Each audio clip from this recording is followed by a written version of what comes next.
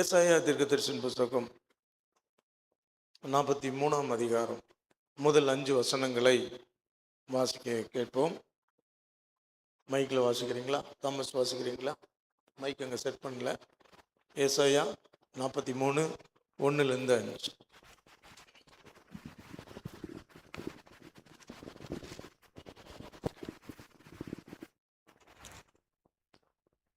ஏசாயா 43ஆம் அதிகாரம் 1ஆம் வசனத்திலிருந்து 5ஆம் வசனம் வரை.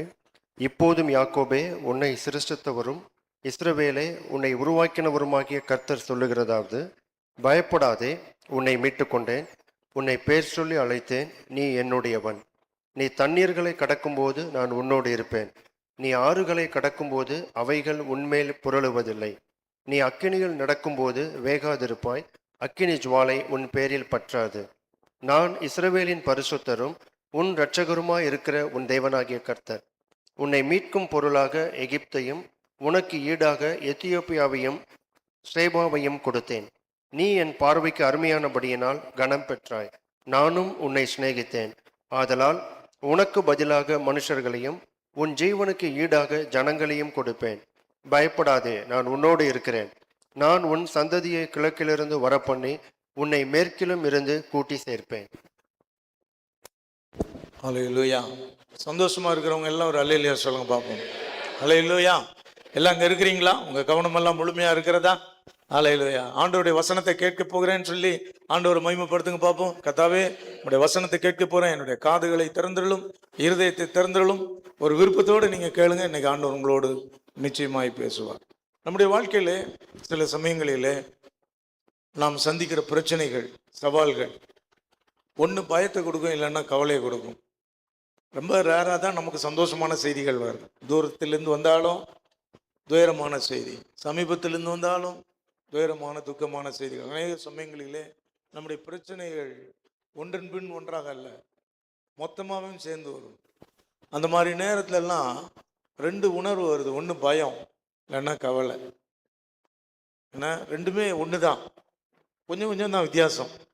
நாளை என்ன நடக்குமோ அப்படின்ற ஒரு பயம், நேற்றைய தினத்தில் நடந்ததுலேருந்து நினச்சி கவலை, நாளைய தினத்தை குறித்த கவலை, அது நேற்றிலேருந்தே தொடருது. பயம் பெரும்பாலும் நிகழ்காலத்துக்கும் எதிர்காலத்துக்கும் தொடர்புடையதாக இருக்கும். கவலை கடந்த காலம், நிகழ்காலம், எதிர்காலம் 3 காலத்துக்கும் பொருத்தமாக இருக்கும். கடந்த காலத்தை குறித்து நம்ம கவலைப்பட்டோம். அன்றைக்கே அதை செஞ்சுருந்தா இதெல்லாம் வந்திருக்குமா, அன்றைக்கி இப்படி பண்ணியிருந்தா இதெல்லாம் செய்யாமல் இருந்திருந்தா மாட்டியிருப்போன்னா, இப்படியெல்லாம் நம்ம யோசிக்க தோணும். ஸோ கடந்த காலத்தை குறித்து கவலை, நிகழ்காலத்தை குறித்த கவலை, எதிர்காலத்தை குறித்த கவலை. பயம் கடந்த காலத்தில் நமக்கு சம்பவமே தெரிஞ்சிருக்காது, இன்னைக்கு தானே நடக்குது. இன்னைக்கு நடந்தவுடனே ஒரு பயம். இந்த பயம் எப்படி வளரும்னா, நாளைக்கு எப்படி இருக்குமோ, நாளை மறுநாள் எப்படி இருக்குமோ அப்படின்னு பயத்தை கொடுக்கும். நீங்கள் கொஞ்சம் கவனமாக இல்லைன்னா விசுவாச வாழ்க்கைக்கு இது ஒரு சோதனையாக மாறும். பாவம் மாத்திரம் நமக்கு இடர் அல்ல. எபிரேயர் நிருபத்தில் வாசிக்கிறோம், உங்களை நெருக்கிற பாவத்தையும் பாரத்தையும் அப்படின்னு சொல்லியிருக்கு. ரெண்டுமே கிறிஸ்துவ வாழ்க்கைக்கு எதிரானது. ரொம்ப ஒரீஸ்னால இருக்கிறவங்க கிறிஸ்துவ வாழ்க்கையில் வளர முடியாது. அதே நினச்சி அழுதுகிட்டு இருப்பாங்க. சுற்றி இருக்கிறவங்க சொல்லுவாங்க, இவர் ரொம்ப நல்லவருங்கம்பாங்க, இவர் ரொம்ப நல்ல விசுவாசி, இவர் எந்த பாவமே செய்யாதவர் அப்படிம்பாங்க. ஆனால் அவர் வாழ்க்கையில் நன்மையே நடக்காது, அற்புதம் நடக்காது. ஏன்னா அவர் மனசில் ஃபுல்லாக கவலை, அப்படியே மனசில் ஃபுல்லாக பயம். ஸோ அப்போ எப்படி அற்புதம் ஆண்டவர் செய்ய முடியும்? ஆண்டவர் செய்ய முடியாது. அதனால தான் பிசாசு தந்திரமா, நீ பாவம்லாம் செய்ய மாட்ட, அதுலேருந்து விடுதலை வாங்கிட்ட, அதனால் நீ பாவம்லாம் செய்யாத, நீ பரிசுத்தவான் அப்படின்னு சொல்லிட்டு, ஆனால் பாரு உனக்கு போய் இப்படி நடந்துச்சு, நீ அழுன்னு சொல்லி அள வைப்பான், இல்லைன்னா பயங்காட்டுவான். அள வைப்பான், இல்லாட்ட பயங்காட்டுவான். இந்த ரெண்டையும் செய்வான். என்னுடைய வாழ்க்கையில் பல சந்தர்ப்பங்களில், பல சூழ்நிலையில் இது மாதிரி கடந்து போகிற நேரத்தில் எப்போல்லாம் எனக்கு ஏதாவது ஒரு பயமுறுத்துகிற சூழ்நிலை வந்துச்சுன்னா 2 வேத பகுதியை நான் எடுத்துக்கொள்வேன். ஒன்று யோசுவாவின் புத்தகம் 1ஆம் அதிகாரத்தை எடுத்துக்கொள்வோம். 5ஆம் வசனத்தை வாசிங்க. யோசுவா 1:5 யாராவது வாசிங்க பார்ப்போம். நீ உயிரோடு இருக்கும் நாளெல்லாம் ஒருவனும் உனக்கு முன்பாக எதிர்த்து நிற்பதில்லை. நான் மோசையோடு இருந்தது போல உன்னோடும் இருப்பேன். நீ உயிரோடு இருக்கிற நாளெல்லாம், இந்த வசனத்தை பார்த்தீங்களா? நீ உயிரோடு இருக்கும் நாளெல்லாம் ஒருவனும் உனக்கு முன்பாக எதிர்த்து நிற்பது இல்லை. நான் மோசோடு இருந்தது போல உன்னோடு இருப்பேன். நான் உன்னை விட்டு விலகுவதும் இல்லை, உன்னை கைவிடுவதும் இல்லை. ஆகவே பலங்கொண்டு திடமானதாக இரு. அது எப்படி ஆரம்பிக்கும் போது பயப்படாதே அப்படிதான் சொல்லுவார். ஸோ எப்பெல்லாம் பயம் உண்டாகுதோ அப்போ இந்த வசனத்தை எடுத்து வாசித்து ஜெபம் பண்ணுவேன். யாராவது எனக்கு எதிராக வேலை செய்கிறார்கள், இல்லாட்டா பிசாசு வேலை செய்கிறான் அப்படின்னு தெரிஞ்சா உடனே இந்த வசனத்தை சொல்லி, அநேக சமயங்களில் இந்த வேத பகுதியில் கையை வச்சு என் விரல் டிப்ஸை வச்சு இந்த யோசுவா 1:5 நீங்கள் சொன்னீங்களே இந்த வாக்கு தத்துவத்தின்படி எனக்கு செய்யுங்க ஆண்டவரே. நான் பார்த்துருக்கிறேன் எத்தனையோ சமயங்களில் ஆண்டவர் என் வாழ்க்கையில் அற்புதம் செய்திருக்கிறார், யுத்தம் பண்ணியிருக்கிறார்.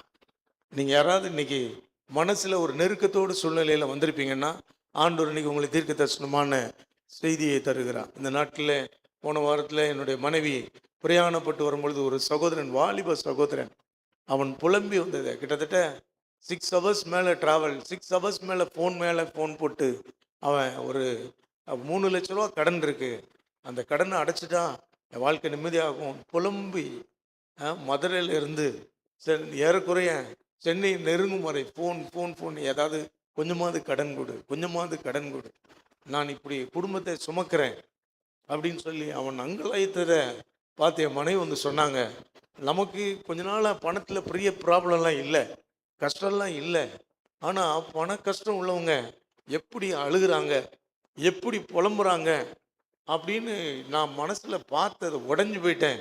அவங்களுக்காக இன்னும் தீவிரமாக ஜெபம் பண்ணணும். நம்ம ஆரம்பத்தில் அப்படி கஷ்டப்படும் போது நம்ம ஜெபம் பண்ணோம், ஆனால் இப்போ கொஞ்சம் விடுதலை கிடைச்சிச்சு. ஆனால் சுற்றி உள்ள மக்கள் பண தேவையினால் எவ்வளோ கஷ்டத்தோடு இருக்கிறாங்கன்றத அந்த பையன், வாலிப பையன், சந்தோஷமாக இருக்க வேண்டிய பையன் புலம்பி தவிச்சதை பார்த்தேன்னு சொல்லி சொன்னாங்க. நான் அதை யோசித்து பார்த்தேன். அங்கே மாத்திரம் இல்லை, அந்த ட்ரெயினில் மாத்திரம் இல்லை, இந்த சபையில் கூட நிறைய பேர் இன்னும் அந்த சூழ்நிலையில் இருக்கலாம். ஆனால் நான் உங்களுக்கு இன்றைக்கி சொல்லுகிற வார்த்தையை நீங்கள் நல்லா கவனித்து கேட்பீர்கள், ஆனால் இது ஒரு தீர்க்க தரிசன வார்த்தையாக இருக்கும். ஆமேன். எத்தனை பேர் ஆண்டவர் மகிமைப்படுத்துறீங்க? ஆண்டவர் நிச்சயமாக உங்களை ஆசீர்வதிக்க விரும்புகிறார். ஆமேன். ஹல்லேலூயா. தொல்லை கஷ்டங்கள் சூழ்ந்திடும், துன்பம் துயர் வரும். இந்த பாடலை நான் பாட விரும்புகிறேன். தொல்லை கஷ்டம், அந்த பாடல் எனக்கு அந்த மாதிரி நேரத்தில் ஆறுதல் படுத்தின ஒரு பாடல். ஆனால் அதில் ஐயம் மிகுந்ததோ ஒரு காலத்தில் ஆவி குறைவால் தான். நம்ம சில சமயத்தில் நம்ம ப்ராப்ளம் சந்திக்கிறோம்ல, சந்தேகத்தினால தான். ஆண்டவர் மேலே உள்ள சந்தேகத்தினால அவர் மேலே விசுவாசம் குறைஞ்சிருது. அந்த ப்ராப்ளத்தெல்லாம் சால்வ் பண்ணிடுறா, சரிதான். ஆனால் இந்த ப்ராப்ளம் அதை விட மோசமாக இருக்கே, இது எப்படிதான் பாவம் நீ செய்ய போறீரோ அப்படின்னு நம்ம நினைக்கிறோம். அந்த ப்ராப்ளத்தையே மாற்றினவர் இதை மாற்ற மாட்டாரா? அந்த விசுவாசம் நமக்கு வராது, அந்த விசுவாசம் நமக்கு வராது. ஆண்டவரை பார்த்து கேட்போம். ஹல்லேலூயா, பிரைஸ் தி லார்ட். ஆமென். தொல்லை கஷ்டங்கள் சூழ்ந்திடும், துன்பம் துக்கம் வரும், இன்பத்தில் துன்பம் நேர்ந்திடும், இருளாய் தோன்றும் எங்கும், சோதனை வரும் வேளையில் சொற்கேட்கும் செவியிலே, பாரத்தில் இருந்து ஜெயம் வரும், பரனுன்னை காக்க வல்லோ, பாரத்தில் இருந்து ஜெயம் வரும், பரனுன்னை காக்க வல்லோ, காக்கும் வல்ல மீட்பர் உண்டனக்கு, உண்டனக்கு, உண்டனக்கு, காக்கும் வல்ல மீட்பர் உண்டனக்கு, காத்திடுவார் என்றுமே, காத்திடுவார் என்றுமே. ஐயம் மிகுந்ததொரு காலத்தில் ஆவி குறைவால் தான், மீட்பருதீர சலத்தான், சத்துருவை வென்றே, என் பயம் யாவும் நீங்கிற்றே, இயேசு கை தூக்கினார், முற்றும் என் உள்ளம் மாறிட்டு ஏசன்னை காக்க வல்லோ காக்கும் வல்ல மீட்பர். எல்லாம் சேர்ந்து பாடுவோம். உன்னனுக்கு விசுவாசத்தோடு அவர் என்னை காத்திடுவார், என்னை விடுவித்திடுவார், என் கண்ணீரை துடைத்திடுவார்.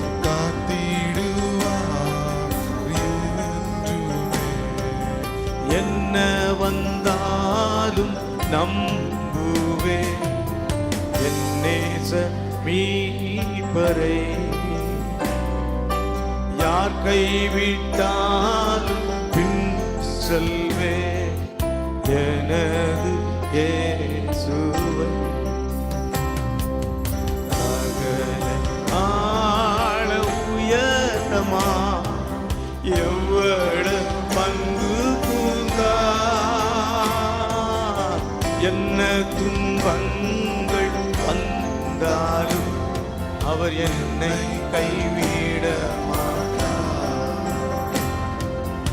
என்ன துன்பங்கள் வந்தாலும் அவர் என்னை கைவிட மாட்டார். எல்லாம் சேர்ந்து பாடுவோம்.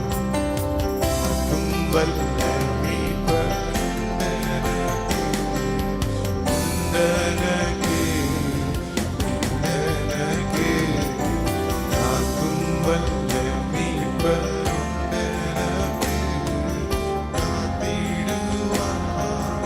என்றுமே.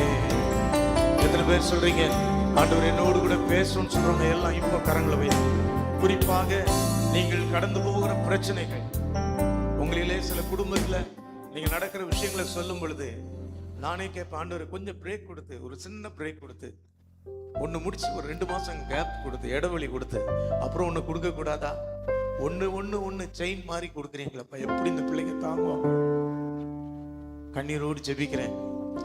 இன்னைக்கு நாங்க எங்களுக்காக ஜெபம் பண்ணுங்க பாஸ்டர் அப்படின்னு சொல்றவங்க மாத்திரம் உங்க வலது கருத்தை வைத்து காட்டுங்க. உங்களுக்காக விசேஷமா ஜெபிக்கிறேன். கர்த்தர் எனக்கு ஒரு பெரிய மாற்றத்தையும் விடுதலையும் தரப்போகிறார். கர்த்தர் உங்களுக்கு விசுவாசத்தை தரப்போகிறார். எங்கிருந்து போகும் பொழுது வந்தது போல அல்ல, புதிய பலத்தோடு போக போறீங்க. கர்த்தர் உங்களை விதமாய் ஆசீர்வதிக்க போகிறார். ஆமென். ஹல்லேலூயா. ஏசாயா தீர்க்கதரிசன புத்தகம் 43ஆம் அதிகாரத்துல நான் வாசித்த இந்த வேத பகுதியில பயப்படாதே அப்படின்னு சொன்னதை அந்த ஒரு வார்த்தையை மாத்திரம்தான் நான் எடுத்து சில நிமிடங்கள் சில காரியங்களை சொல்ல விரும்புகிறேன். அவர் இது என்ன பின்னணி அதெல்லாம் நம்ம வழக்கமாக பேசுவோம், அதுக்கு பலமுறை பேசியிருக்கோம், அதனால் அதுக்குள்ளே போகல.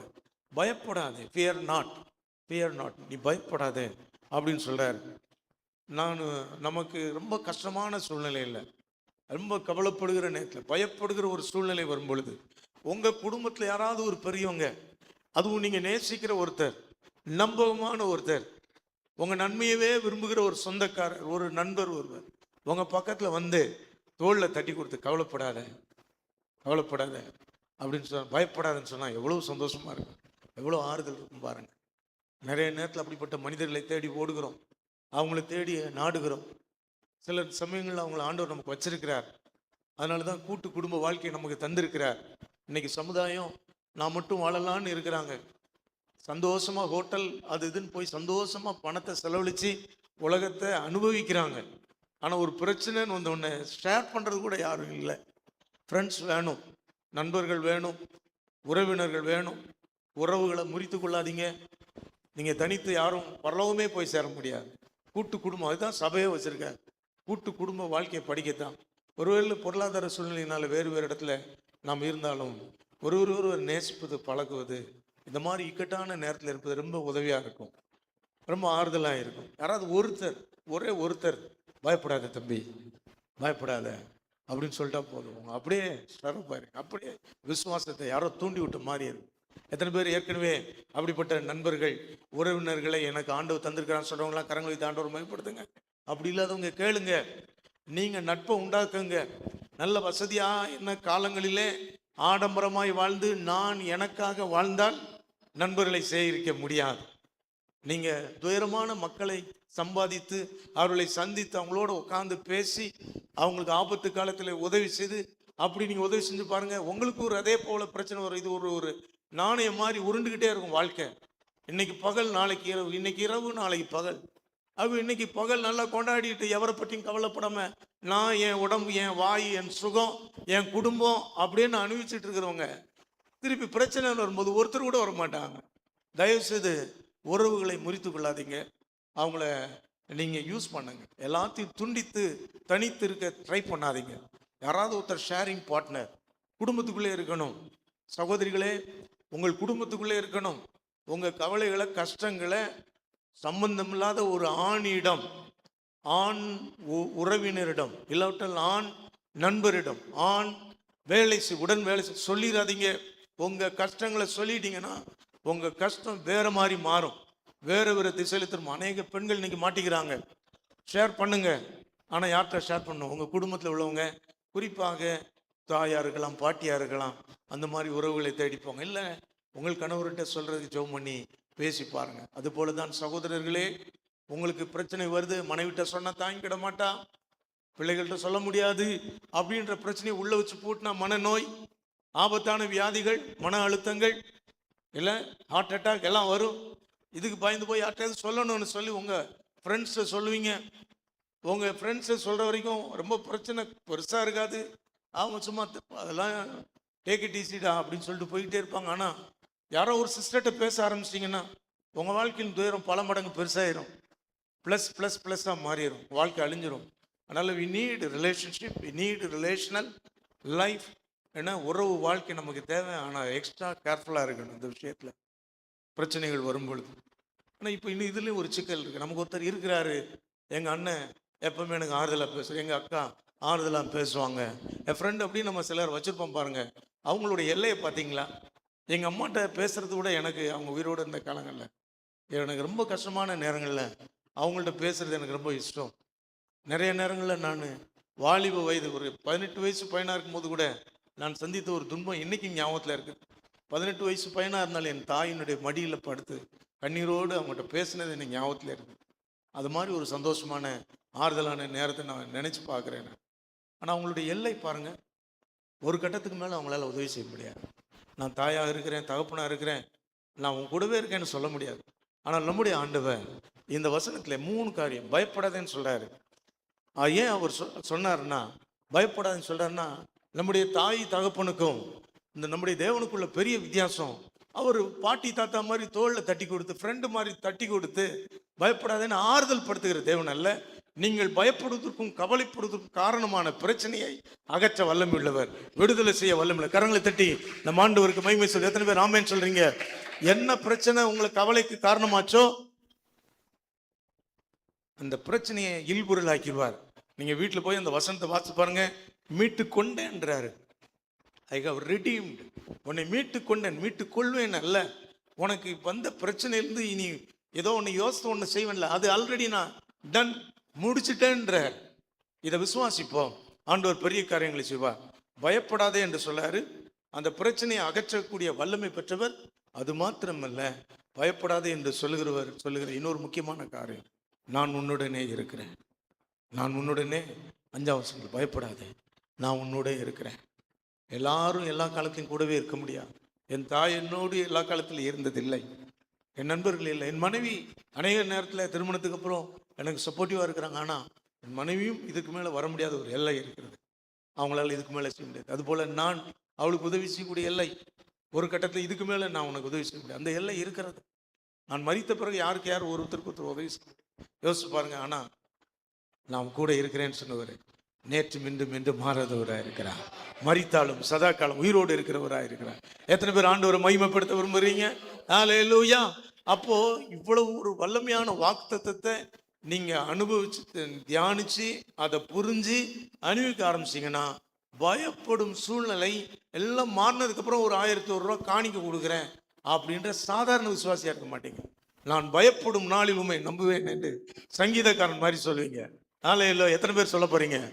பயப்படும் சூழ்நிலை இருக்கும் பொழுது நான் உண்மை நம்புவேன். சொல்லுங்க, பயப்படும் சூழ்நிலை இருக்கும், எல்லாம் சொல்லுங்க, பயப்படும் சூழ்நிலை இருக்கும் போது நான் உண்மை நம்புவேன். ஆமென். நேத்து நம்பினதெல்லாம் பெரிய பிரச்சனை இல்லை, நான்லாம் பாருங்க எவ்வளவு பெரிய விசுவாசி. அது இல்லைங்க, இப்போ பயப்படக்கூடிய ஒரு சூழ்நிலை, நெருக்கத்தின் சூழ்நிலை, இப்போ சொல்லணும் நான் உண்மை நம்புவேன். அதான் ஆண்டவர் எதிர்பார்க்க. எத்தனை பேர் எனக்கு அந்த கிருபை தந்ததுக்கா ஸ்தோத்திரம்? கரங்களை தட்டி ஆண்டவருக்கு மகிமை செலுத்துங்க பிரியமானவர்களே. ஹல்லேலூயா. நம்ம ஒண்ணு செய்யணும். இந்த நேரங்களில் அவர் நம்மோடு கூட இருக்கிறார்ன்றதை மாத்திரம் செக் பண்ணிக்கணும். நம்முடைய பிரச்சனைகள் நம்மோடு தான் இருக்கும். ஆனால் பிரச்சனை இருந்துட்டு போட்டும், மலை போல இருக்கட்டும். நம்முடைய துன்பம் துயரம் சரீரத்திலேயோ மனதிலோ பொருளாதாரத்திலோ குடும்ப உறவுகளிலோ எப்படிப்பட்ட இடிபாடான சிக்கல்கள் இருந்தாலும், ஆனால் நமக்கு ஒரே ஒரு நம்பிக்கை இருக்கணும், அவர் நம்முடன் இருக்கிறார். ஆமென். யோசுவாவிட்ட சொன்னாரு, ஏ யோசுவா நீ பயப்படாத, மோசையோடு இருந்தது போல நான் உன் கூட இருப்பேன்னு சொன்னாரு. யோசுவாவிட்ட தானே சொன்னாரு. நமக்கு என்ன சொன்னார் நீங்க நினைக்கலாம். அவர் சொல்லிட்டாரு, நீங்க என்னுடைய ஊழியத்தை செய்றீங்கப்பா, நான் உன் பிசினஸை பண்றேன், நீ என்னுடைய பிசினஸை பண்ற, நான் உன்னுடைய பிசினஸை பண்றேன். ஏன் நம்ம சபையில எல்லாருக்கும் ஊழியம் செய்யுங்கன்னு சொல்றோம், எப்படியாவது ஒரு ஆத்மாவுக்கு ஆதாயம் பண்ணி சபைக்கு கொண்டு வாங்கன்னு சொல்றோம். ஏன் அப்படின்னா, இந்த சபை வளர்ந்து பெரிதாகி குளோரி அடையணும் இல்லை, பேர் புகழ் அடையணும் இல்லை, பணத்தை பெருக்கணும் என்பதற்காக அல்ல. ஊழியம் செய்யற ஒவ்வொருவருக்கும் ஆண்டவர் கொடுத்த வாக்குத்தத்தம் ஆத்மாதாயம். புறப்பட்டு வாசிங்க மத்தேயு 28ஆம் அதிகாரம் 19-20 வசனத்தை வாசிங்க. ஹல்லேலூயா. சீக்கிரமா வாசிங்க, மனப்பாடமா சொல்ல வேண்டிய வசனம். புறப்பட்டு சென்று சகல ஜாதியரையும் சீசராக்கி பிதா குமாரன் பரிசுத்தாவின் நாமத்தினாலே ஞானஸ்நானம் கொடுத்து நான் உனக்கு கட்டளையிட்ட யாவையும் அவர்கள் கை கொள்ளும்படி அவர்களுக்கு உபதேசம் பண்ண. நீ அப்போ வாசிங்க. சகல நாட்களிலும் நான் உலகத்தின் முடிவு பரியந்தம். எப்படி சொல்லுங்க. உலகத்தின் முடிவு பரியந்தம், சகல நாட்களிலும்.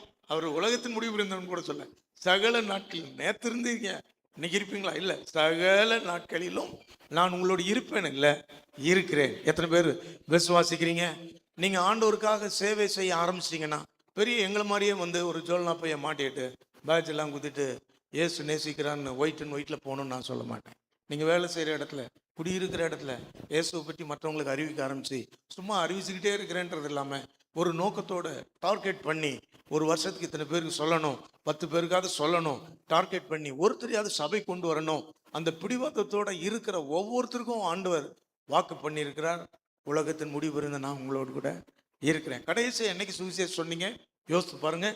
நீங்கள் பண்ணுறீங்க, கொண்டாடுறீங்க, சந்தோஷம் போகிறீங்க. அப்படி இல்லை, நீங்கள் ஆண்டவரை பார்த்து இன்னைக்கு ஒரு பொறுத்தனை பண்ண, ஆண்டவரே நான் ரொம்ப நாள் ஆச்சு இதெல்லாம் செஞ்சு, எனக்கு திரும்ப அதை பேச கிருபை தாரும், வெக்கம் பயத்தை விட்டு நான் பேச கிருபை தாரும், சந்தர்ப்பங்களை தாரும். ஒவ்வொரு நாள் காலையில் எழுந்திரிச்சோன்னு ஒரு சின்ன ஜெபம், இந்த நாள் முடியறதுக்குள்ளே யாராவது ஒருத்தருக்கு உடைய அன்பை உடைய வல்லமையை நான் சொல்லணும் ஆண்டவரே. ஜெபம் பண்ணி பாருங்க. அந்த ஜெபத்தை அன்னைக்கே கேட்டு அன்னைக்கே பதில் கொடுத்து, ஒன்று யாரோ ஒருத்தர் உங்களை தேடி வர வைப்பார், அவங்களுக்கு நீங்கள் சொல்ல வேண்டியிருக்கும். இல்லைன்னா நீங்கள் போய் சந்திக்கிற மனுஷர் போய் சொல்லுன்னு சொல்லுவார். வாய் திறந்து பேசினா போதும், உங்களுக்கு தெரிஞ்சதை பேசினா போதும், உங்கள் வாயில் வந்ததை பேசினா போதும், உங்கள் சாட்சி சொன்னால் போதும், உங்கள் ஒரு வரியில இயேசு பற்றி சொன்னால் போதும், ஆண்டவர் உங்களை பயன்படுத்துவார். நீங்கள் பேச பேச பயன்பட இயேசுவை எங்கேயோ தூரத்தில் பார்க்க மாட்டீங்க. எங்கே பார்ப்பீங்க? மோசையோடு இருந்தது போல அவங்களோடு கூட இருப்பார். அவங்களோட இருந்தாருனாலே என்ன அடையாளம் தெரியுமா? முகத்தில் எப்போ ஒரு சந்தோஷம் இருக்கும். ஹல்லேலூயா. எல்லாம் பக்கத்தில் டக்குன்னு முகத்தை பாருங்க, சீக்கிரமாக பாருங்க, லேட் பண்ணவே கூடாது. நடிச்சிருவாங்க உடனே. பார்க்க சொல்றாரு பாஸ்டர், அடுத்து என்ன கேட்பாருன்னு உங்களுக்கு தெரியும். பல வருஷம் கூட இருந்த ஆட்கள் திடீர்னு பார்த்தோன்னா உங்கள் முகம் எப்படி இருந்தது பாருங்க. அமாவாசை மாதிரி இருந்ததா, பௌர்ணமி மாதிரி இருந்ததா? அமாவாசை மாதிரி இருந்துச்சுன்னா அற்புதம் நடக்காது. நிறைய பேர் அழுகுனி முகம்னு சொல்லுவாங்கள்ல, அழுகிற மாதிரியே இருப்பாங்க. எப்போ பார்த்தாலும் இப்படி சோகமாக வச்சுருப்பாங்க. அண்ணாலே என்னம்மா சோகமாக இருக்கு? உங்களுக்கு தெரியாதா? என்ன எல்லாரும் என்ன கிண்டல் போட்டாங்க தெரியுமா? என்னங்க குழந்தை இல்லைங்க, அதான் தெரியாதா? 1 வருஷம் 2 வருஷத்தில் புருஷன் கேட்பான், ஏம்மா இப்படி சோர்வா இருக்கு, ஏம்மா அழுது புலம்புற? அவர் கேட்பார், எல்கானா கேட்பாரு. அதெல்லாம் என்னங்க உங்களுக்கு என்ன, நீங்கள் சொல்லிடுவீங்க, என்ன எல்லாரும் மல்லடின்னு கூப்பிட்றாங்க, அந்த வழி எனக்கு தானே தெரியும் அப்படின்னு சொல்லிட்டு சுமந்துக்கிட்டே இருந்தா பாருங்க. அற்புதம். ஆண்டவர் பிடிவாதமாக செய்யலை. ஒரு நாள் அந்த முகத்தை தூக்கி போட்டு மகிழ்ச்சியான முகத்தோடு வெளியே போனார். தெய்வ சமூகத்தை விட்டு கர்த்தர் அந்த வருஷத்துல ஒரு அற்புதம் செய்தார். கரங்களை தட்டி ஆண்டவருக்கு மகிமை செலுத்துங்க. கர்த்தர் உங்களுக்குள்ள இருந்தார்னா ஒரு முக்கியமான அடையாளம், இருதயத்தின் அகத்தின் அழகு தான் முகத்துல தெரியுன்றாங்கல்ல. அப்போ பாருங்க, முகத்துல ஒரு சந்தோஷம் இருக்கணும். ஒருவேளை பைல்ஸ் இருக்குது, எப்படிங்க சந்தோஷமா இருக்க முடியும்னா அது வேற விஷயம். பைல்ஸ் இருக்கிற ஆட்கள் நான் பார்த்துருக்கேன். எப்பயுமே பைல்ஸ் இருக்கிற ஆட்களை நீங்கள் பார்த்தோன்னே கண்டுபிடிச்சலாம். இது ஒரு மாதிரி எப்பவும் அந்த ஒர்க் பண்ணிக்கிட்டே இருப்பாங்க, முகம் ஃபுல்லாக வேலை செஞ்சுக்கிட்டே இருக்கும். கவனிச்சிருக்கீங்களா? ஆனால் உங்களுக்கு என்ன நோக்காடி, என்ன போகிறேன், உங்களை ஆண்டவர் நடக்க வச்சிருக்கேன் எல்லாம். பக்கத்தில் இன்னொரு பார்த்து சிரிங்கன்னு சொல்லுங்கள்.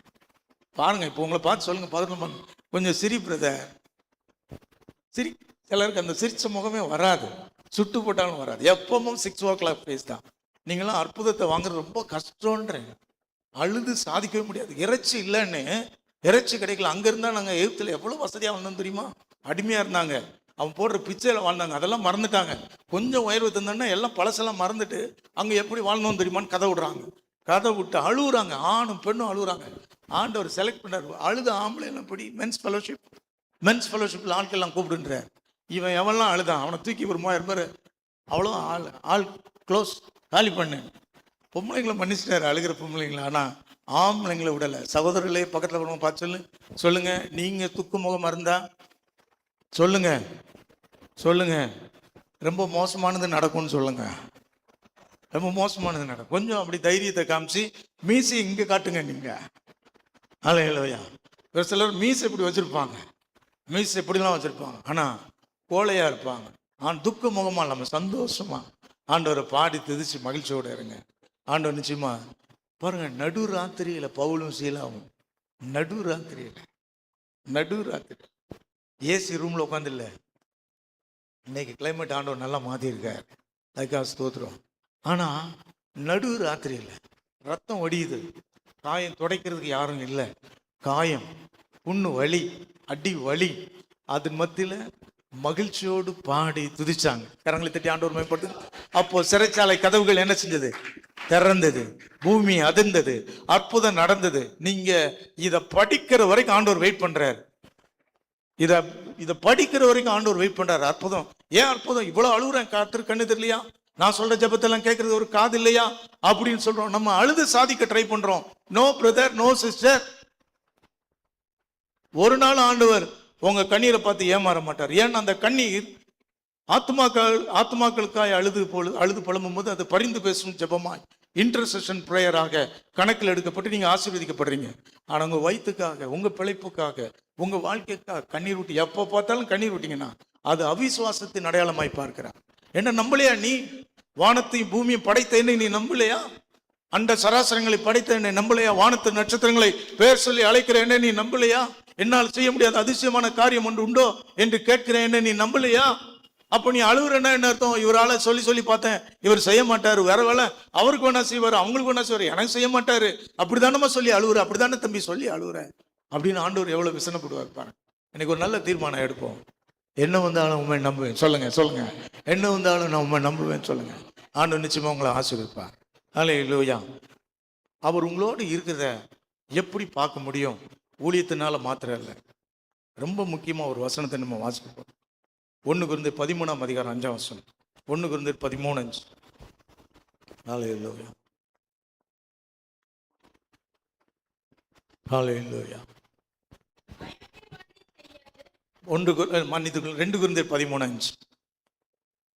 2 Corinthians 13:5.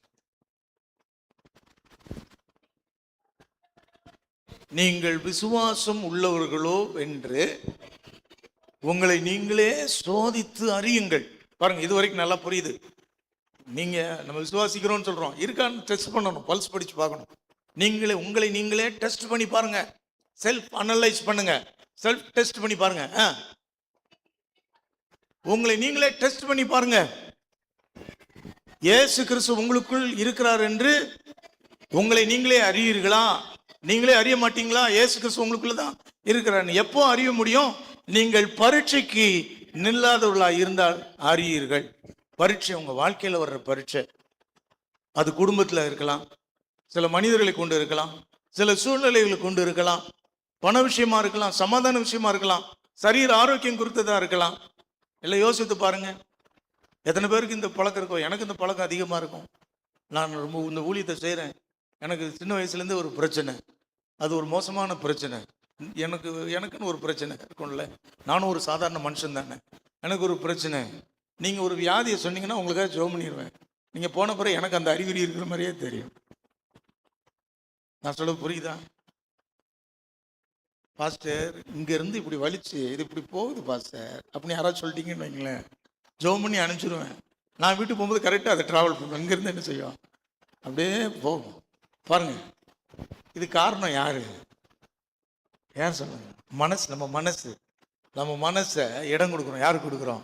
பிசாசு கொடுக்குறோம். உங்களுக்கு வாழ்க்கையில் என்றைக்கோ ஒரு நாள் உங்கள் சொந்தக்காரர் சொல்லுவாங்க, எனக்கு இப்படி ஒரு பிரச்சனை அப்படின்னு சொல்லுவாங்க. உடனே அந்த பிரச்சனை உங்களையும் பிடிக்கிற மாதிரி பயப்படுவீங்க. என்ன, கேன்சர் வியாதி உள்ள ஒரு வீட்டுக்கு போனீங்கன்னா உங்கள் மனசில் என்ன சொல்லும்? ஆண்டவரே இதுவரை காத்ததுக்காக ஸ்தோத்திரம் மெதுவாக சொல்லுவீங்க. ஆனால் ஆண்டவரே தப்பி தவறி இந்த வியாதி என்ன செஞ்சிடக்கூடாது, வந்துடக்கூடாது. வீட்டுக்கு வரமாட்டீங்க. அவர் சில அடையாளங்கள் சொல்லுவார். இப்படிலாம் வந்துச்சு தெரியுமா, எப்படி கண்டுபிடிச்சிங்க அப்படின்னு சொல்லுவார். முதல் நாள் இப்படி இருந்துச்சு, 2வது நாள் இப்படி இருந்துச்சு. அப்படி தானே எனக்கு இருக்கு. உடனே வரும், யோசனை வரும். ஸோ இந்த மாதிரி நீங்கள் என்னைக்கோ ஒரு நாள், என் வாழ்க்கை அப்படி இல்லை. ஒரு நாளைக்கு 10 பேர் விதவிதமான வியாதி, பைல்ஸு, இடுப்பு வலி, முட்டு வலி, தலைவலி. இப்போ நீ கொஞ்சம் நேரம் ஜோமன் வந்து பாருங்க, தலையிலேருந்து பாதம் வரைக்கும் எத்தனை வலி இருக்கோ அத்தனை வலியும் சொல்லுவாங்க. நான் இதெல்லாம் பார்க்குற நேரம் ஒவ்வொரு வலியும் சுமந்தா எப்பவுமோ செத்து என்ன செஞ்சுருக்கணும், வரலாம போயிருக்கேன். ரொம்ப ஈஸியாக பிசாசு கண்ணு மூலமாக கேட்குறது மூலமாக பயத்தை உள்ளே கொண்டு போய் அந்த பயத்தை வச்சு நம்மளை காலி பண்ணிடுறாங்க. தயவு செய்து ஆண்டவரை நம்புங்க. எப்போ நம்புவீங்க? டெஸ்ட்டுக்கு நிற்கணும். டெஸ்ட் சோதிப்பாரு. பண விஷயத்தில் நமக்கு பாருங்க, ஒரு தேவை வருது, நம்ம எப்போ கடன் வாங்கிடுறோம், கடன் வாங்குறது குறித்து பிறகு அழுகுறோம். கடன் அந்த டெஸ்ட்டுக்கு நம்மளால நிற்க முடியல. இன்னைக்கு அவசர தேவை முடியல. 4 பேர் வந்து பதில் சொல்றது, என்னமாவது ஒருத்தர் எவன்டையாவது போய் வாங்கி கொடு. அந்த டெஸ்ட்டுக்கு இன்னும் 1 மணி நேரம் நிற்போம். அவன் திட்டினா திட்டட்டும், நின்று பார்ப்போம் அப்படின்னு நிற்க தவறிடுறோம், தோல்வி அடைகிறோம், அவமானப்படுகிறோம். ஆனால் ஆண்டவர் எந்த குற்றங்களையும் மன்னிக்கிறது போல எல்லா குற்றங்களையும் மன்னிக்கிறார். விபச்சார பாவத்தை மட்டும் இல்லை, பொருளாதார குற்றங்களையும் மன்னிக்கிறார். நான் சில சமயத்தில் பொருளாதார விஷயத்தில் தவறான காரியங்கள் செய்திருக்கிறேன். அந்த நேரத்தில் எல்லாம் அவிசுவாசத்தினால தான், எல்லாம் அவிசுவாசத்தினால தான்.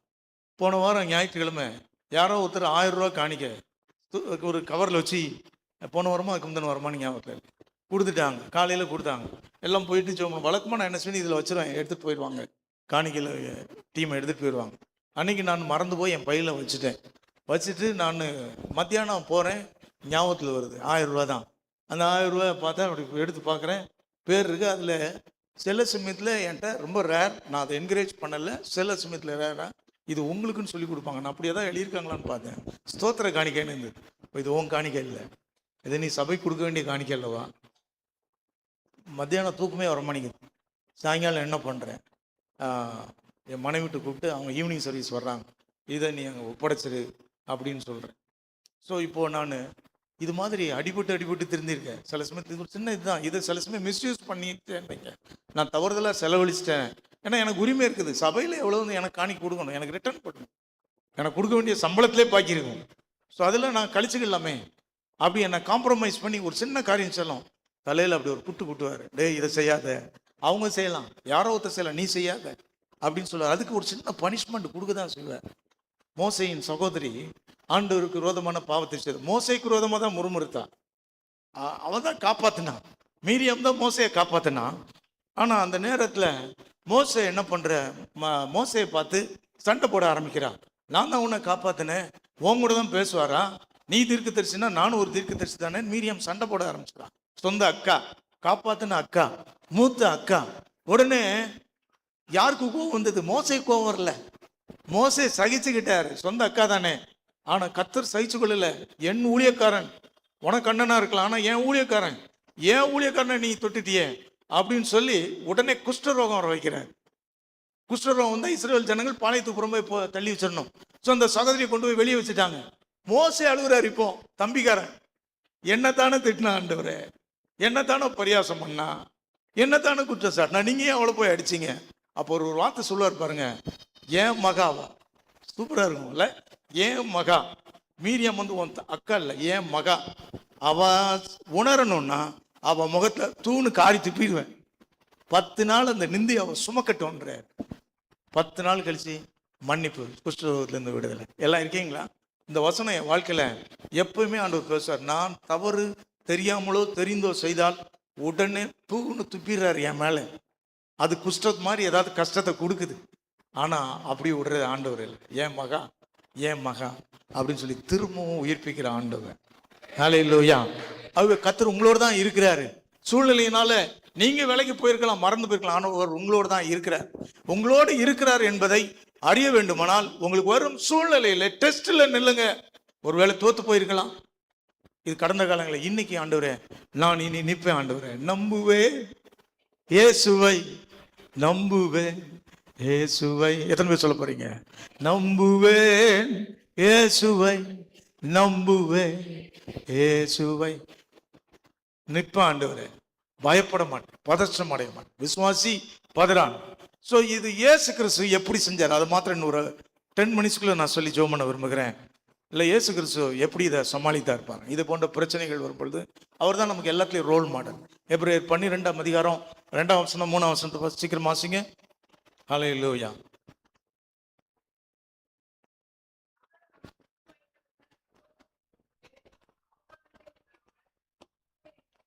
ஹல்லேலூயா.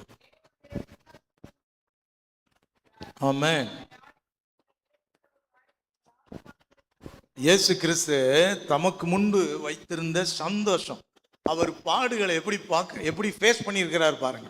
பாடுகள், பாடுகளை வரும்போது நம்ம என்ன செய்வோம்? பாடுகள், அதன் வலிகள், அதை மற்றவங்க சொல்லி நிந்திக்கிற நிந்தனைகள், குற்றச்சாட்டுகள், இதைத்தான் நம்ம தியானம் பண்ணிக்கிட்டே இருப்போம். ஆனா இயேசு கிறிஸ்து எதை தியானம் பண்றாரு பாருங்க. சிலுவைக்கு முன்னாலே கெத்செமனே தோட்டத்தில் இந்த பாத்திரம் என்னை விட்டு நீங்க கூடுமானால் நீங்க செய்தலும் சொல்லிட்டு அடுத்த வார்த்தையை சொல்றாரு, ஆயிலும் உடைய சித்தப்படியாக கிடவு அப்படின்னு கமிட் பண்றாரு, தன்னை அர்ப்பணிக்கிறார். ஆனா அவர் எப்படி அதை ஃபேஸ் பண்ணார் பாருங்க. அதுலேருந்து நம்ம கற்றுக்கொள்ளணும். அந்த சிலுவைக்கு பின்னாலே உண்டாகிற மேன்மையை அவர் பார்த்தார். அதான் அந்த வசனம். அவர் தமக்கு முன்பு வைத்திருந்த, வாசிங்க 2ஆம் வசனம், எல்லாரும் சேர்ந்து வாசிப்போம். அவருக்கு தமக்கு முன் வைத்திருந்த சந்தோஷத்தின் பொருட்டு. இப்போ அவமானம் தான், ஆனா பின்னால இந்த சிலுவை முடிஞ்ச உடனே என்ன வரப்போகுது? ஒரு பெரிய சந்தோஷம் வரப்போகுது, ஒரு பெரிய பிரதிபலன். ஏசாயா 53ஆம் அதிகாரத்துல கடைசியில பாருங்க, தமக்கு ஆத்தும வருத்தத்தின் பலன். இன்னைக்கு நம்மளாம் இந்த இடத்துல கூடியிருக்கிறோம்னா அவர் சிலுவையில பார்த்துட்டாரு. நம்ம எல்லாம் கரங்களை தட்டி ஆண்டவருக்கு மகிமை செலுத்துவோம். ஹல்லேலூயா. அவர் இவ்வளவு பேர் கோடி எல்லாம் நல்ல கரங்களை தட்டி உற்சாகமை ஆண்டவரை மகிமைப்படுத்துவோம். இன்னைக்கு நாம ரட்சிக்கப்பட்டிருக்கிறோம். ஆனா நம்ம ரட்சிக்கப்படுகிறத சிலுவைக்கு முன்னாலே அவர் பார்த்தாரு. நம்ம கேட்போம், அவ்வளவு தூரம் பெரிய ரட்சிப்பை கொடுக்கக்கூடிய பெரிய ரட்சகர் நாம் இல்லை. நான் நம்முடைய பாடுகள், பிரச்சனைகள், இவர்கள் எல்லாத்துக்கு பின்னால எனக்கு நீங்க என்ன வச்சிருக்கீங்க? வாக்குத்தத்தம். அப்போதான் வாக்குத்தத்தம் நமக்கு வேலை செய்யுது. இல்லை நான் ரொம்ப கடினமான சூழ்நிலையில என்னை இப்படி சொல்ல முடியும். 18 வயசுலேருந்து 28 வயசு வரைக்கும் அப்படியே ஒரு பழச்சாறு போல பெசஞ்சு எடுத்தார் ஆண்டவர் என்ன. கண்டிப்பா நான் இதை சாத்தானே சொல்ல, கர்த்தர் தான் அதை அனுமதித்தார். இன்னைக்கு நான் உங்களோடு பிரசங்கம் பண்றேன்னா பைபிள் காலேஜ் பிரசங்கம் அல்ல. உங்களோடு நான் பேசுகிறேன்னா நான் வாசித்த நூற்றுக்கணக்கான புத்தகங்களில் இருந்த அல்ல. என்னை ஆண்டவர் உடைத்து நொறுக்கினார். அப்போ எனக்கு புரியல, ஏன்னு கேட்டேன். ஏன் எனக்கு துன்பம்னு கேட்டேன். புலம்பல் 3ஆம் அதிகாரத்துல எத்தனையோ முறை வாசிருப்பேன், ஒரு 100 முறைக்கு மேல வாசிருப்பேன். அதுல ஒரு வசனம் இருக்கு பாருங்க, கர்த்தரே நுகத்தை வைத்தார் என்று. நீ உன் தலையை என்ன செய்யணும்? தரையில் தாழ்த்திட்டு பேசாம இரு. ஏசாயா 50ஆம் அதிகாரத்து கடை வசனத்துல கர்த்தரே இதை செய்தான்னு சொல்லி நீ அமைதலா இரு. நீ ஏதாவது முந்திரி கொட்ட வேலை பண்ணினா மாட்டிக்கிடுவ சொல்றாரு. பார்த்தீங்களா?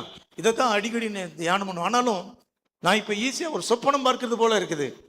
சங்கீதத்துல வாசிக்கிறோம் பாருங்க, சிறையில் போய் அவர் திருப்பினது பொழுது அது சொப்பனம் பார்ப்பது போல இருக்கு. இப்ப நான் சொப்பனம் பார்க்கிற மாதிரி பார்க்கிறேன். ஆனா எத்தனையோ இரவுகள்ல நான் இப்படி ஜெபம் பண்ணியிருக்கேன். ஆண்டவரே, நாளைய தினத்தை நான் பார்க்க விரும்பவில்லை. சூசைட் பண்ணவும் முடியாது என்னால. சூசைட் பண்ணா நரகம்னு சொல்லி கொடுத்துட்டாங்க பைபிள்ல இருந்து. I never do suicide. ஆனா என்ன சொல்லுங்க, நைட்டே எடுத்துடணும். எத்தனையோ இரவுகள் அப்படி கண்ணீரோடு ஜெபித்த நாட்கள் உண்டு. ஆனால் அன்னைக்கு நான் பட்ட பாடுகள், வேதனைகள், அதற்கு வேதாமத்தில் நான் கண்டுபிடித்த பதில்கள் தான் இன்றைக்கு என்னுடைய பிரசங்கமாக நான் பண்ணிக்கிட்டு இருக்கிறேன். எத்தனை பேருங்க இருக்கிறீங்க? உங்க பாடுகளை நீங்க டோன்ட் வேஸ்ட் யுவர் சாரோஸ், உங்க சஃபரிங்ஸ், பாடுகளை நீங்க வேதனையா நினைச்சீங்க. அது உங்க மதியனத்தினால வந்த பாடுகளா, உங்கள் பாவத்தின் நுழைவினால் வந்த பாடுகளா, அதெல்லாம் நீங்க வச்சுக்கோங்க, படிச்சு வச்சுக்கோங்க. ஆனா அதுக்காக அதே நினைச்சு புலம்பிக்கிட்டு இருக்காதீங்க.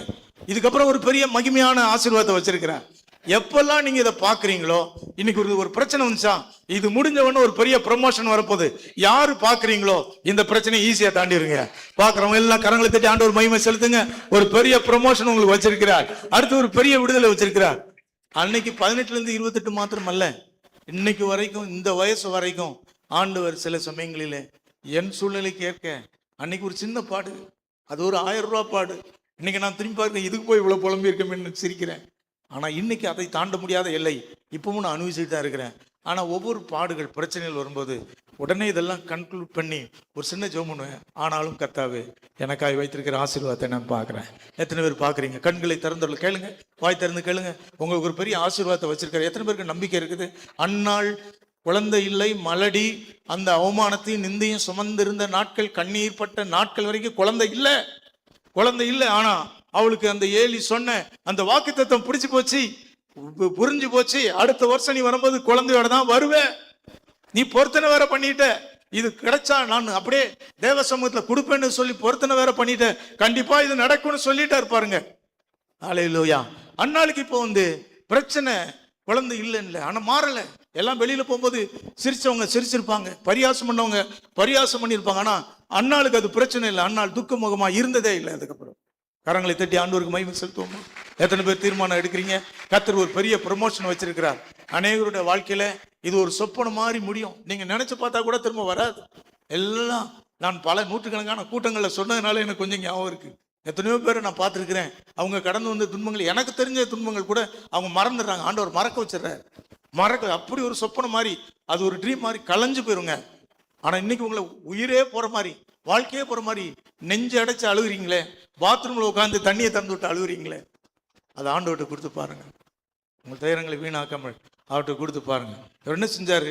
தமக்கு முன்பு வைத்திருந்த சந்தோஷத்தின் பொருட்டு அவமானத்தை எண்ணாமல் நினைச்சு பார்க்கல. சிலுவையை சகித்து அவரை நிர்வாணப்படுத்தி காரி துப்பி முள்முடி சுட்டி அவரை பரியாசம் பண்ணி தேவகுமாரனால் இதை விட அவமானம் நிந்த உலக மனுஷர்களால தேவகுமாரனுக்கு கொடுக்கப்பட முடியுமா?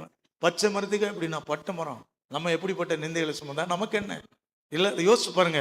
ஆனால் அதை சகித்து தேவனுடைய சிங்காசனத்தின் வலது பார்சத்தில் வீட்டிருக்கிறார். ஆகியால் இளைப்புள்ளவர்களாய் உங்கள் ஆத்துமாக்கள் சோர்ந்து போகாது. அப்படி எல்லாம் சொல்லுங்க.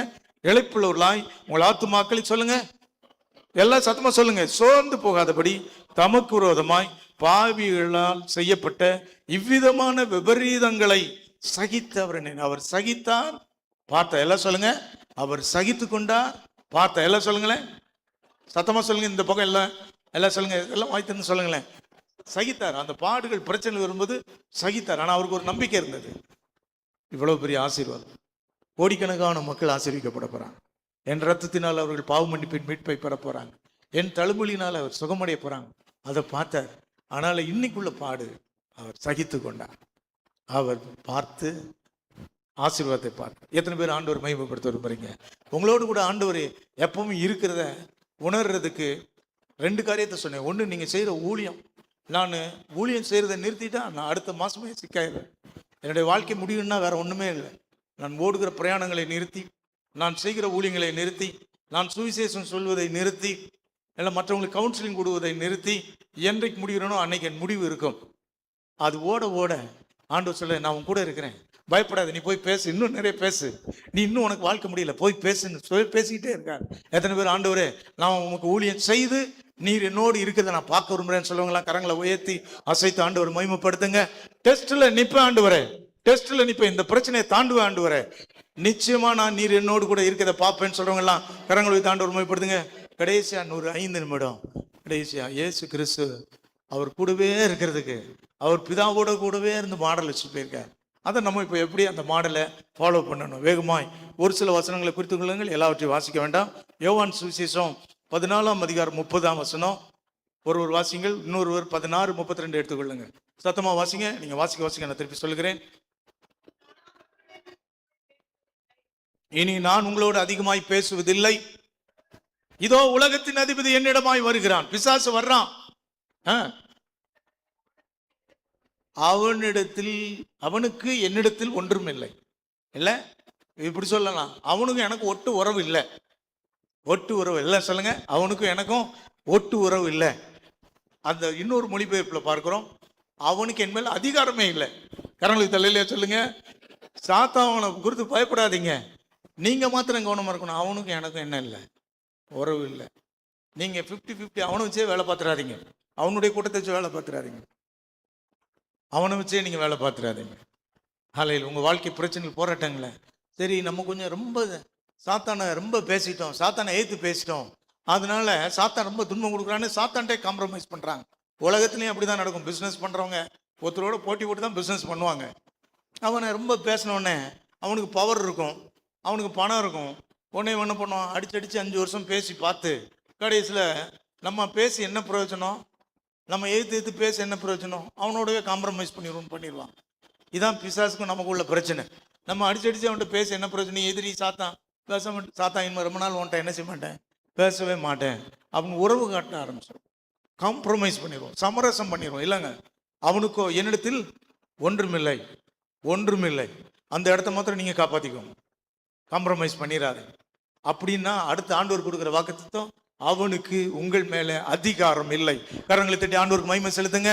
நீங்க உறவுக்கு நோ சொல்லிட்டீங்கன்னா, அவனுடைய உறவுக்கு நோ சொல்லிட்டீங்கன்னா, ஆண்டவர் கொடுக்குற வாக்குத்தத்தம் உங்க மேல அவனுக்கு அதிகாரம் இல்லை. நம்பினா மாத்திரம் நல்ல கரங்களை தட்டி ஆண்டவர் மகிமைப்படுத்துங்க. ஹல்லேலூயா. இயேசு மாத்திரம் இல்ல, நம்ம எல்லாருமே சொல்ல, உலகத்தின் அதிபதி என்னிடமாய் வருகிறான், அவனுக்கு எனக்கும் ஒட்டு உறவு இல்லைங்க. ஆனா அவனுக்கு என் மேல அதிகாரமும் இல்லை. உன் மேல கண்ணை வச்சு நான் காத்துக்கிட்டு இருக்கிறேன்றார். அவன் மேல யாராவது கை வச்சா என் கண்மணியை தொடுவது போலன்றாரு. உனக்கு விரோதமாக கூட்டம் கூடினா அது எனக்கு விரோதமான கூட்டம், என்னால் உண்டாகிற கூட்டம் அல்ல. நான் அது ஒரு வழியா வந்தா 7 வழியா துரத்தி விடுவேன்னு சொல்ற ஆண்டவர். உன்னை உள்ளங்கையில வரைஞ்சிருக்கிறேன்னு சொல்ற ஆண்டவர். ஆனா நீ மாத்திரம் சாத்தானோடு உள்ள உறவை விட்டு வெளியே வா. சாத்தானோட பாதி உறவு, கள்ள ஒரு 5% உறவு வேண்டாம், வெளியே வா. ஆண்டவர் சொல்லுது, உறவு இல்லைன்னா அவன் மேல உனக்கு ஒரு ஜெயத்தை கொடுப்பாரு. ஏன்னா அவன் அதிகாரம் இல்லாமல் போயிரு. இதுதான் இயேசு கிறிஸ்து சொல்லுகிறது பார்க்கணும். 16:32 வாசிங்க பார்ப்போம். 16:32.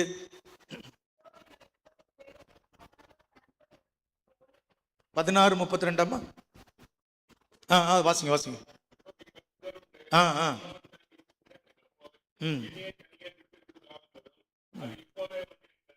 இல்ல, நான் தனித்திரேன். இது மாத்திரம் கவனிச்சுக்கோ. இதோ நான் தனித்திரேன். என் கூட யார் இருக்கா சொல்லுங்க. எல்லாம் நீங்களாம் ஓடிடுவீங்கடா. இந்த உலகத்துல அன்பு இருந்தும் ஓடுறவங்க உண்டு, வல்லமை இல்லாம ஓடுறவங்க உண்டு. நம்ம கடைசி வரைக்கும் நம்ம கூட டிராவல் பண்றதுக்கு இந்த உலகத்துல எந்த உயிருமே ஆண்டவர் வைக்கல. ஆனா எனக்கு இயேசு எப்படி அதை ஜெயிக்கிறார் பாருங்க. அவர் கூடவே இருந்த சீசர்கள், அன்பின் சீசர்கள், யோவானை தவிர மீது எல்லாரும் ஓடிட்டாங்க. கூட துன்பத்துல துயரத்துல இருக்க வேண்டியவங்க ஒருத்தர் கூட இல்லைங்க. எல்லாம் ஆண் சிங்கங்கள், எல்லாம் ஓடிட்டாங்க. பெண்கள் இருக்கிறாங்க, அவரோடு நடந்தவங்க பெண்கள் இருக்கிறாங்க. 12 பேர்ல ஒருத்தன் காட்டி கொடுத்தான். 11 ஒருத்தன் சிலுவை பக்கத்துல நிற்கிறான். 10 பேர் எங்க போனாங்க? எல்லா வீரர்கள் போய் ஒரு ரூம்ல போய் ஒளிஞ்சுக்கிட்டாங்க. நம்மளே அடுத்த சிலுவையில் இறங்கணும், உயிர் பயந்து போயிட்டாங்க. ரொம்ப வெட்கக்கேடான ஒரு காரியம். ஆனா நீங்க எல்லாம் சிதறப்படுவீங்க, ஓடிடுவீங்க. ஆனா நான் தனித்திருக்க மாட்டேன், என் கூட யார் இருப்பா?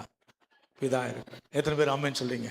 இந்த ஒரு நம்பிக்கையை மாத்திரம் நீங்க வச்சுக்கிட்டீங்கன்னா, இந்த உலகத்துல எவ்வளவு பெரிய பிசாசு, எவ்வளவு பெரிய போராட்டம் இருந்தாலும் ஈஸியா தட்டி விட்டு போய்கிட்டே இருப்பீங்க. ஹல்லேலூயா.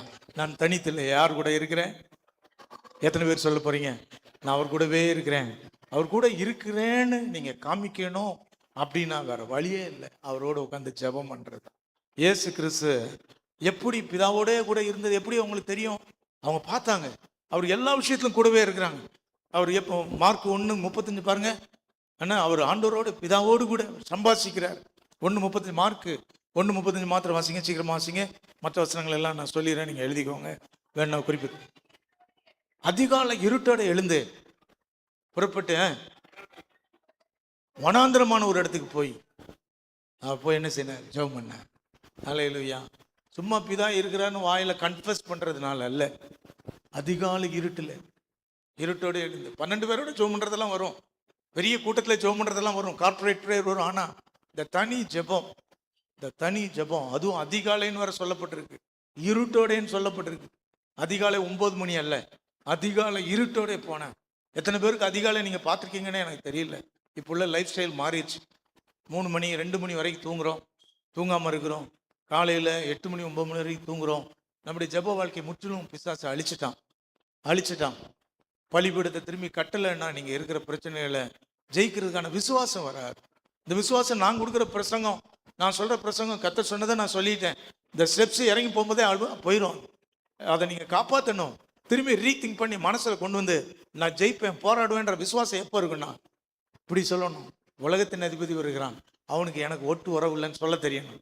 அவனுக்கு அப்படின்னா அவன் என் மேல அதிகாரமும் செலுத்த முடியாது. அது மாத்திரம் இல்லை, நானும் பிதாவும் இருக்கிறோம். என் கூட நீங்க எல்லாரும் போயிடுவீங்கடா, எல்லாரும் என்னை விட்டு ஓடிடுவீங்கடா. ஆனால் என் கூட பிதா இருக்கிறேன், நான் தனித்தேறேன். சொல்லுங்க, நான் தனித்தேறேன்.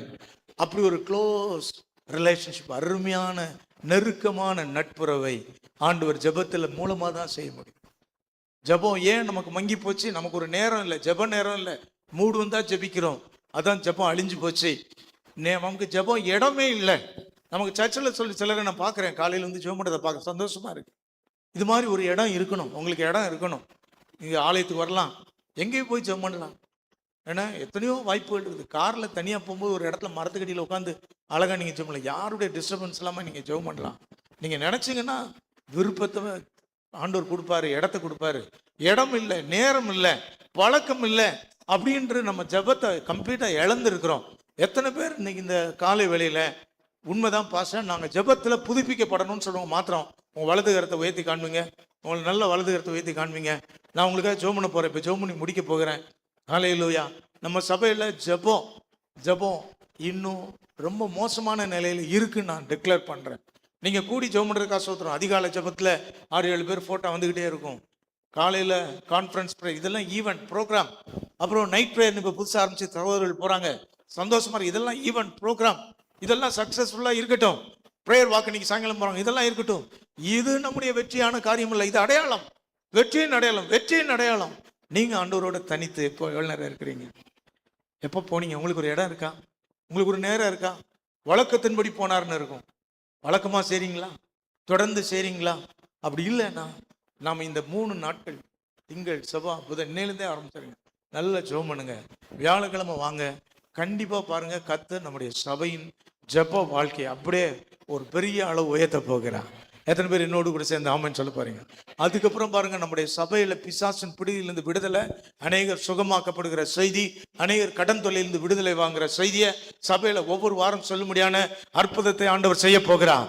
பிசினஸ்ல வளர்ச்சி ஆண்டவர் காண செய்ய போகிறார். குடும்பத்துல சமாதானத்தை கொடுக்க செய்ய போகிறார். இதெல்லாம் சபையில ஏதோ ஒரு ஆவி இறங்கி இல்லை, சபை கட்டடத்துக்குள் ஒரு ஆவி இறங்கி இல்லை, இந்த இடத்துக்குள்ளே ஒரு வல்லம் இல்லை. ஒவ்வொரு தனி விசுவாசி, இதோ உலகத்தின் அதிபதி என்னிடமாய் வருகிறான், அவனுக்கு எனக்கும் ஒட்டு உறவில்லைன்னு சொல்லும் ஒரு நாள் வரணும்.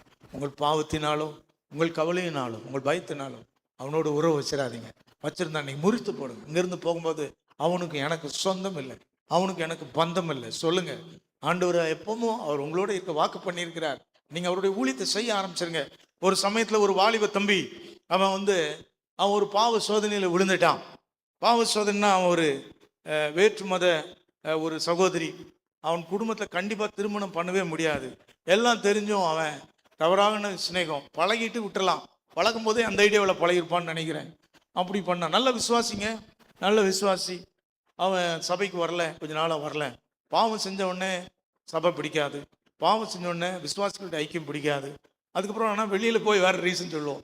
சபை முன்ன மாதிரி இல்லைன்னு சொல்லுவோம், சபை சரியில்லைன்னு சொல்லுவோம், பாஸ்டர் சரியில்லைன்னு சொல்லுவோம். ஆனால் நம்ம விழுந்ததுனால நடந்ததுன்னு வெளியில் யார்ட்டையும் சொல்ல மாட்டோம். ஆனால் இந்த வாலிப பையன் எனக்கு ரொம்ப ஃப்ரெண்டு. அவனை குறித்து எங்கள் பாஸ்டர், நான் விசுவாசியாக இருந்த நாட்டில், பாஸ்டர் சொன்னார், எத்தனையோ பேர் அனுப்பிச்சிட்டேன் தம்பி, அந்த எல்டர் போனார், ரிசல்ட் எல்லாம் வரமாட்டேன்றான், என்னன்னு போய் கண்டுபிடிச்சி அவனை எப்படியாவது காப்பாற்றணும் நீ அப்படின்னு சொல்லி சொன்னார். நான் போனேன், போய் அந்த தம்பியோடு பேசினேன். அவன் சொன்னான், இந்த பிரச்சனை இதில் மாட்டிக்கிட்டேன்னு ஓப்பனாக என்கிட்ட சொல்லிட்டான். ஏன்னா சம வயது, அவே தைரியமாக சொல்லிட்டான். சரி, நான் உன்னை சொன்னேன், நீ ஒரு பெரிய பாவம் பண்ணிட்டேன், உன்னை சாகடிக்க போகிறார் ஆண்டவர், அப்படிலாம் சொல்லலை. நீ அதை பற்றி நீ ஏன் யோசிக்கிற? அதை பற்றி நீ ஏன் யோசிக்கிற? நீ ஆண்டவர்கிட்ட உறவை சரி பண்ணு, இது தன்னால் போயிடும். ஏன்னா கலாத்திய நிருபத்தில் ஒரு வசனம் இருக்குது, நீங்கள் இச்சைகளை எதிர்த்து போராடி ஜெயிக்க முடியாது. தீமையான எண்ணத்தை, அசுத்தமான எண்ணமே நான் இனி உன்னை நினைக்க மாட்டேன்னு நினச்சிங்கன்னா இன்னும் ஃபோர்ஸாக வரும். அப்படி தான் நிறைய பேர் ட்ரை பண்ணி, நான் என்னால் முடியல, பரிசுத்தமாக வாழ முடியலன்னு சொல்லிடுவாங்க. இல்லை, இச்சையை ஜெயிச்சு போராடி ஜெயிச்ச வரலாறே கிடையாது. அது எவனாலும், சிம்சோனாலே முடியலையே, நம்மளால எப்படி முடியும்? முடியாது. தாவீதாலே முடியலையே, நம்மளால எப்படி முடியும்? ஆனால் அந்த கலாத்தின் ரொம்ப அழகாக இருக்கும். நீ தேவனுக்கேற்ற காரியத்தை செய்யும், தேவனுடைய பக்திக்குரிய காரியத்தை ஸ்டார்ட் பண்ணு, ரீஸ்டார்ட் பண்ணு, இச்சையை நிறைவேற்றாது இருப்பாய். ஹல்லேலூயா. நம்ம இப்படி தொடர்றதுக்குள்ள இப்படி சுற்றி வரோம். எப்படியாவது கண்களை நிச்சயம் ஜெயிக்கணும், எப்படியாவது மாம்சத்தை நிச்சயம் ஜெயிக்கணும், எப்படியாவது ஜீவனத்தின் பெருமை விட்டு வளரணும். இன்னும் புதைப்பானல் மேலே உள்ளே போய்கிட்டே இருக்கோம். நீங்கள் அது இருக்கட்டும், அந்த நல்ல ஆசை தான், முயற்சி நல்லதான். போராடி போராடி தோற்று போறீங்க, சோர்ந்து போயிடாதீங்க. ஆனால் அதை கொஞ்சம் நிறுத்தி வச்சுட்டு, ஆண்டவர் என் பலிப்பீடத்தை கட்டும் ஆண்டவரேன், நான் முன்னவாடு ஜெபிக்க முடியல, ஜெபிக்க வைங்க ஆண்டவரேன், நான் ஜெபிக்க ரெடியாக இருக்கிறேன். நான் வேதம் வாசிக்க ரெடியாக இருக்கேன், நம்முடைய ஊழியத்தை செய்யணும். இன்னைக்கு ஒப்பு கொடுங்க. ஆண்டவர் உங்கள் வாழ்க்கையில் எல்லாத்தையும் தலைகளாக மாற்றுவார். நீ மாறுகிற இந்த சபை மாறும், நீ மாறுகிற இந்த சபை மாறும். எல்லாரும் சீக்கிரமா எளிமையான